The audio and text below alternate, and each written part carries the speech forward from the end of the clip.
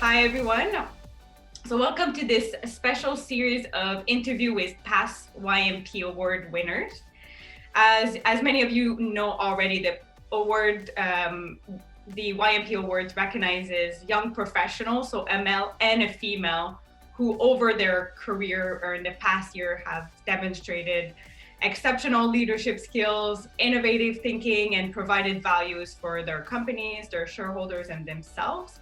And this time we decided to do the interview a bit differently and go a bit more personal with the past winners, so asking a bit more personal questions.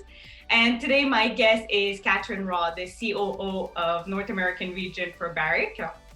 She's also the 2018 winner of the YMP Eira Thomas Award. So Catherine, welcome. Good to speak to you as well again. Good to see you too, Bianca. So as I've done with the other past speakers, I'll start by asking you about how you started in the industry, in the mining industry. Sure. Well, mine's a pretty unusual route. I studied geology, or specialized in geology at university, and then went and did a mining finance master's, and really had the choice of either going into the mining industry or going into the finance industry with that master's. And it just so happened that because of being at the bottom of the previous commodity cycle, so this was 2002, 2003, I ended up going into the city, or what we call in London, the city, so finance, rather than going into, well, I had done my dissertation with Anglo-American out in Johannesburg in South Africa, and you know, the shining lights of London were a little more exciting than the sort of outback, the bush of South Africa. So I worked my way up within the natural resources team, first at Merrill Lynch Investment Managers, and then BlackRock when it was taken over, being the mining analyst first. So visiting a lot of mining companies, visiting their assets, meeting with management, building models, spreadsheets, really learning about business from the outside looking in rather than from the inside looking out. And it was a fascinating experience because it gave me the chance to understand how to make good capital investment decisions, understanding that risk is not just operational or technical, it's environmental, it's social, it's fiscal, governmental. So really getting a very broad initiation in all of the challenges that come with running a mining business. And that really put me in a very unique position, such that when Barrick's chairman approached me about whether I would join Barrick to apply some of that knowledge to Barrick, given it was in a difficult position, both with significant debt on its balance sheet, gold prices were low back in 2015. It was having to reshape its organization to be able to operate in that lower gold price environment. He felt that experience would be of use to the business. And I jumped at the chance because it gave me that route back into mining. And as a geologist by background, that was really always what I wanted to do. And so have been there for the last 6 years. And it's been a wild ride, I would say, from the lows of $1,050 gold price in November 2015, pretty much just after I joined and just after I had my first baby, thinking, what on earth have I done, to now the heady days of $1,900 gold price, having been CFO, paying down debt, trying to get the business afloat, to now being cash flow positive and COO of North America, and having done the joint venture with Newmont and putting those Nevada assets together and really building a long-term world-class business. It has been, you know, a wonderful experience. I can imagine. So what comes, or who comes to mind, I guess, when we talk about success for you? It's a challenging question, that. I think what comes to mind is someone who is proud of what they've achieved. And what's interesting is, you know, I look at my parents, for example, and you know, when they retired and they look back at their career and what they'd achieved, they were the first in their families to go to university. They then were successful in their careers that they chose, and really, you know, retired at a point where they were no longer enjoying what they did, but they were proud of what they'd achieved previously. And I think I suppose that's probably the best definition of success I have. And it was always a conversation that my teachers had with me and my parents had with me, which is, it doesn't matter what you're good at, as long as you're good at something. And I always took pride in that, which is, you never know what choices you're going to make, or, I never set out to be prime minister or set out to be, well, I did set out to be an astronaut, which failed because I'm not an astronaut, but I set out to be good at whatever it was I was going to do, and had to change paths occasionally when I realized, for example, I wasn't an astrophysicist, I was a better geologist. And then I realized I wasn't a field geologist, I was a better better at the theory than the practice.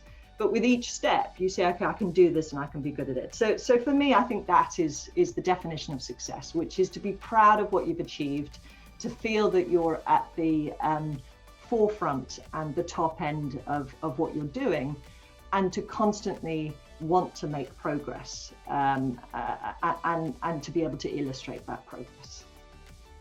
And speaking of forefront, is there someone, or it could be more than one person, but that you look up to in the industry? I have to be careful because I don't want to be too sycophantic. I think I've always looked up to my bosses in the past, and that's because inherently they are your bosses. Mm-hmm. And what I've realized is, for a start, all bosses are fallible. So there has never been a perfect boss. But when I look back at the different people I've worked for, so whether it was Graham Birch or Evie Hambro at BlackRock, or John Thornton and Mark Bristow at Barrick, all of them have different character traits, different positives and negatives, different approaches that teach me, with every interaction and with every experience, a new way of approaching a situation that I can then absorb and influence, and either choose not to do because I don't think it's the right way of approaching things, or choose to copy and follow. And with that, what it ultimately means is that you become, I hope, the best of all the people that you interact with, or at least that's you try and absorb the best aspects of the people you interact with. And then the other thing I was thinking, I must choose a woman. But the part of the problem with having been in both the finance and the mining industry is I've never had a female boss. Mm. And that's the biggest challenge. And I think that's why things like this are so important, because having role that people can look up to is very key. But I think it's unfair of all the women that I've interacted with. And often, one of the things I've respected most are those women that are further on in their career who have managed to juggle exactly what I'm juggling now, which is 2 small children, a family, travel, still, putting in the long hours and delivering a quality product, but doing it on their own terms. And I meet women every day. I was down at the mines in Nevada last week and having chats with people similar age, similar families, similar children, and we are all struggling and yet achieving. And so I just wanted to put a word in for them, because yes, they're not necessarily people I look up to, but they are people I respect, and I think that's incredibly important. Totally agree. Is there any advice you would give to your 20-year-old self? Don't take life too seriously. I think given this past year, given how much my life has changed since I was 20, trying to control everything and trying to define exactly what's going to happen and lay it out and think that you've got to do this by then, and you've got to have had kids by then, and you've got to be married by then, and you've got to have got to managing director by then. Do you know what I mean? If you do that, life's miserable, and you're always looking at tomorrow and never enjoying today. So the easiest way to step back from that is just to laugh at it. So that's my advice: is don't take life too seriously, because ultimately it's to be enjoyed, not to be persevered. So my next question: you're obviously in a position of leadership. So what, according to you, does it take to be a good leader? Another tricky question. Yeah, it's listening. Oddly enough, taking time to listen. I think that's one of the things I have had to learn and still get wrong every so often, because I don't like awkward silences, which I always think as a leader, you have to act and you have to be first to say something, and you have to assert yourself. And I think there is a certain level of that in terms of being assertive and being clear that you can act decisively, but you have to make informed decisions. And you can only make informed decisions by listening to those around you. And often people know things that you can never know, because they've seen, they've spoken, they've been to places, and particularly they've often had experience that you haven't had. And so I think what makes a strong leader is someone that is both able to be decisive and quick and act when required, but is humble enough to know that they may not always know what they should do, and therefore to take advice and to have a team around them that potentially ultimately may be stronger than they are collectively, and to listen to what they say helps you make much stronger and much better decisions over the long term. So when I asked my next question to David Cadafor, I told him, I said, I might sound like Tim Ferriss when I ask this question, but do you have a morning routine, whether it's before starting to work or at work, in a sense? Well, I'd love to say I get up at 5, I meditate, I do yoga, I eat my healthy bread. So what is my morning routine? The alarm goes off. Well, for a start, I have an 18-month-old son who still wakes up at about 4 o'clock in the morning because he doesn't eat his supper properly. And so he gets hungry. And so I have to give him some milk before he'll go back to sleep. So I normally wake up knackered for a start, having been awake at 4 in the morning. And then he normally wakes me up, or the alarm goes off, one or the other. So I go and get him up in my pajamas. I go and have a shower, and he runs around waking my husband up and generally being mischievous and pulling things out of drawers. I wake my daughter up, who is 5 and fast asleep and oblivious to everything because she's a fantastic sleeper. And then we all have breakfast. My husband makes a wonderful healthy breakfast of avocado and egg on toast, which is a very good start, and a cup of tea. And then that's about it. Then I rock upstairs to the top of the house and start work. So that's typical morning in the Raw family. So nothing too exciting, but dominated by 2 children and their sleeping habits. And I like the avocado toast. That's pretty good.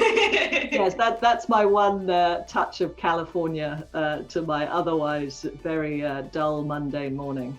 And then the cup of tea, like reminding you of England. Of being English. I can't start a day without a cup of Earl Grey tea, Twinings Earl Grey and milk. It sets me up for the day. Everything's better with a cup of tea.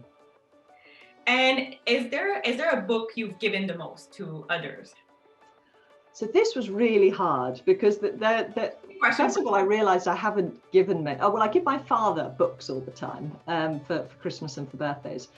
But there are 2 books, in fact, oddly enough. One was Jane Austen's Pride and Prejudice, because I studied Jane Austen for A-level at school. And whilst it's a really big thing in the UK, what I've realized is most people outside of the UK have never read a Jane Austen book. And in fact, my favorite is Persuasion, but Pride and Prejudice is the one everyone's heard. So I did that when I was younger.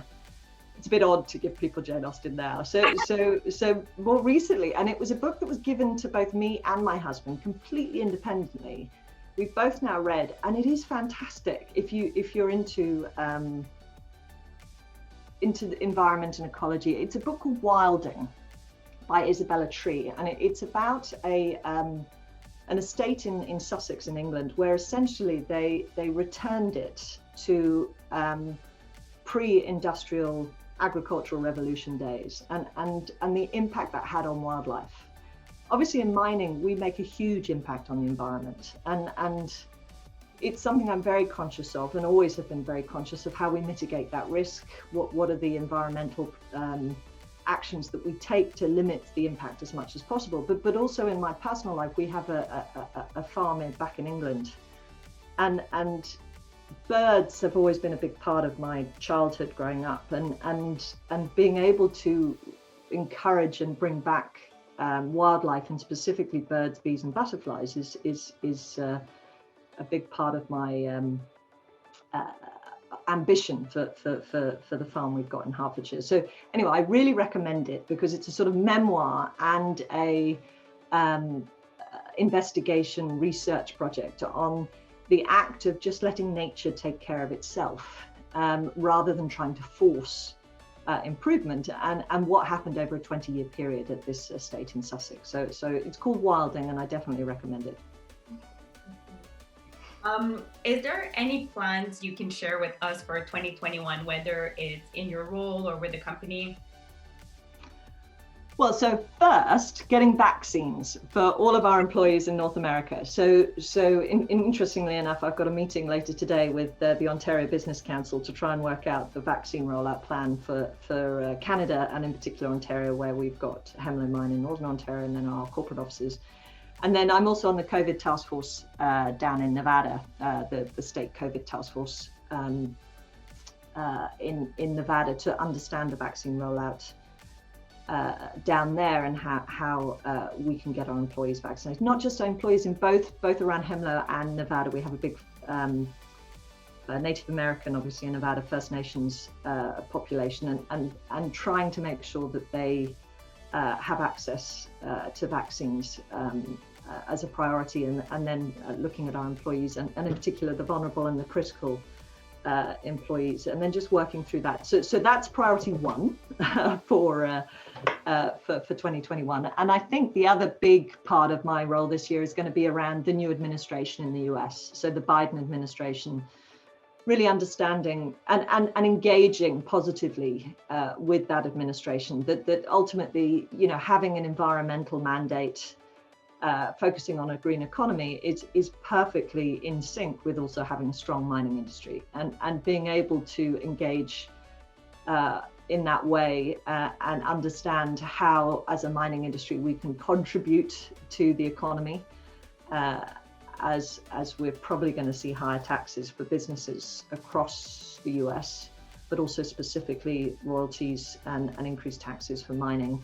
So just trying to ensure that any decisions that are made in an informed and educated manner, and that the importance of a healthy and thriving mining industry for the US will ultimately support a green economy in the long term, and making sure that's properly understood. We're not the big bad bogeymen that many of the NGOs try and paint us. Just Catherine, before we wrap this up, I want to ask you, is there any last piece of advice you would like to give to our YMP audience? Well, I'll go back to that don't take life too seriously comment. I really do think with the COVID pandemic, with everything that we're dealing with in terms of change and emotional and even physical anxiety, being cooped up. I was just saying to you before we started, I'm in quarantine at the moment, having just been down to Nevada, but take everything with the opportunity. The opportunity for me has been that my husband has to get up and look after my son in the middle of the night, and so that's fantastic. I've had 2 or 3 nights of good night's sleep, and I've been doing a bit more yoga than I would otherwise do. Not being able to go out for dinner, well then, getting outside and going for runs and spending more time with the kids, all of these things you should enjoy, rather than fight against or feel frustrated that you're not in control of your own destiny, because it's the small decisions and those experiences that ultimately make for an enjoyable life. So yes, I'll go back to that. You're not in control. Take everything with a touch of humor, and life will feel much better. Well, thank you so much, Catherine, for this interview and giving us a bit more a glimpse of your personal life. And it's always great chatting. And for our audience listening, just make sure you cast your vote for 2021 award winner, male and a female under the age of 40 in the mining industry. And I'd just like to say good luck to whoever does win, and congratulations. And from as a previous winner, it is really a great thing YMP do, because it's so nice to be recognised and to have an opportunity to speak. So it's a wonderful thing that you guys do by recognising both leading men and women in this industry. Thank you so much, Catherine. My pleasure.